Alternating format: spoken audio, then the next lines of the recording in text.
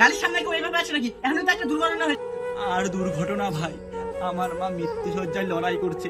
এখন যদি আমি টাইম মতো না পৌঁছাতে পারি তাহলে আমি আমার মাকে বাঁচাতে পারবো না। আমাকে একটু হসপিটালে নিয়ে চলুন না, আমায় গেলে আমার মাকে ব্লাড দিতে পারবো, তাহলে আমার মা জীবনটা বেঁচে যাবে। আমাকে একটু নিয়ে চলুন না ভাই।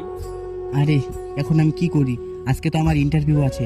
এখন যদি আমি ওখানে না যাই আমার তো চাকরিটাই পাবো না। ওকে যদি হসপিটালে না নিয়ে যাই হয়তো ওর মা মারা যাবে। না, ওকে হসপিটালে নামিয়ে দিতে হবে। আমার এই কাজটা করতেই লাগবে। ভাই তুমি তাড়াতাড়ি বসো, আমি তোকে নামিয়ে দিচ্ছি। ভাই বসো। ঠিক আছে ঠিক আছে।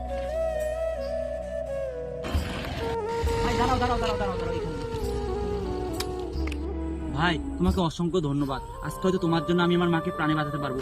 তাহলে এখন আমি যাই। হ্যাঁ দাদা, আজকে আমার ইন্টারভিউ ছিল। আমি যদি ইন্টারভিউটা না দিই হয়তো আমি চাকরি পাবো না।